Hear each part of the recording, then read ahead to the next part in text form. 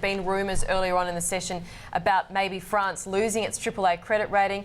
All three major rating agencies have come out to say the AAA rating is safe, but still, as we've been saying, it's kind of a crisis of confidence and it's the fear of what could happen. Larry SHOVER is from Efficient Capital Management and joins us right now from Chicago. On that point, there's so much we could talk about today, Larry, but on that point, what if France actually does lose the AAA credit rating? What are markets scared of? Well, the markets are scared of because there's a lot of different extremes that could take place if they do lose their credit rating. The most probable choice is that the EFSF, the European Financial Stability Fund, will lose its credit rating as well, and so that will just raise the cost of financing the debt.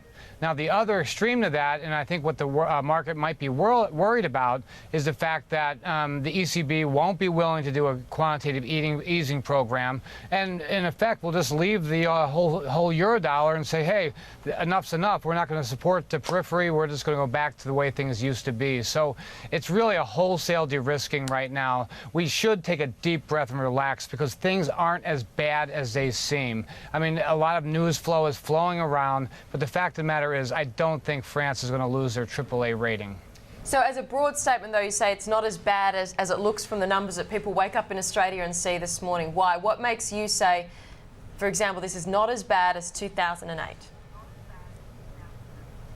Actually, three things. The first, price of copper. I know Australians care about that in a big way. Copper has definitely come off, but it's back to where it was back in May. If things were that bad, we'd have copper down at $2.50 a pound. It's at $3.90 right now. It's not that bad. Oil rallied today. If things were that bad, oil would have fallen out of bed back to $70 a barrel. And people are rushing to the 10-year note in the United States. If things were that bad, we would just find something else to invest in. I mean, yeah, things are bad right now, but they're not as bad as they seem. We just need to take a deep breath and realize fiscal austerity is the song for the day, and the market's just trying to find and adjust itself to a new level. That's the bottom line.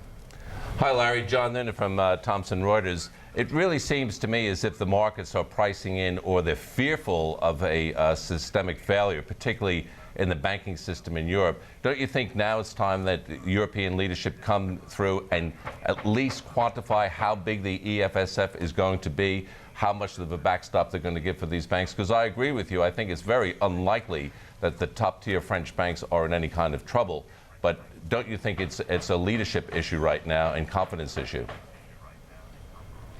It's absolutely, and the markets, as you know, they don't like indecision. They don't like wondering what's next. But you see what's happening in Germany right now. There doesn't seem to be a whole lot of solidarity in backing the ECB in creating more quantitative easing or any kind of quantitative easing at all. It's more of a confidence issue. It's a political issue. Things definitely are terrible, and we talked about that 3 months ago, but the fact of the matter is now it's all coming to light and people are all automatically factoring in the worst case scenario. We have seen I guess all of this is sparked by the US credit rating downgrade. It just seems like it's not about that at all anymore. In fact, Larry, you've been looking at some of the winners and losers out of the US downgrade, and there's more winners and losers from what you've been looking at. Yeah, absolutely. I think the winners are looking for AAA corporate bonds that are performing better than the U.S. government, and there's plenty of them out there. Also looking at AAA rated countries with foreign currencies that are fairly priced right now, especially somewhere like Sweden or the UK. I wouldn't put Australia in that mix just because of the risk of commodities. The negatives are really small. I mean, although they have a huge impact. I mean, fiscal austerity is going to be a big wake-up call. I mean, imagine the United States doing what Australia had to do, what Canada had to do. I mean, we have a lot of work to do, and until that gets figured out, it's clear to me that we should be putting our money in AAA corporate bonds, AAA corporate companies, and also currencies that make sense, that are fairly priced right now. Larry, John Linden again.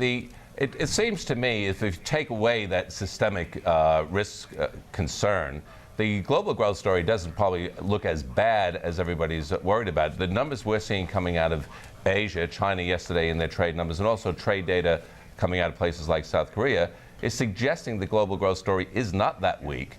and the Asian economies are still doing quite well. So do you feel that there could be quite the relief rally once we get some of these systemic risk fears out of the way? Absolutely, and you're exactly right. I mean, the numbers that came out last night were very good, and it speaks to the point that I don't think China is going to have to raise rates any further. In fact, they might lower rates because their numbers really came out pretty well, in fact. The fact of the matter is, you look at the United States, the ISM number, it's still positive, not very good. Last Friday's unemployment figures came out okay, not great, but there still is growth. I think what's going on right now is that people are saying these fiscal austerity measures that have to be implemented in the United States are going to cause the GDP to be shaven by at least 1%. I mean, now they're saying our GDP on an annualized basis next year would probably be 1 to 1.5%. But the fact is, it's still positive. We're just finding a new normal for now. We're in a soft patch, but I am deeply convinced that we'll definitely get ourselves out of this. And you are 100% correct that the emerging markets are still plugging along. Larry, it's not only the European banks. I noticed last night that the U.S. banks sold off very heavily, and that Bank of America had a conference call with their top investors. Are there some concerns that the U.S. banks are having a bit of a struggle at this time?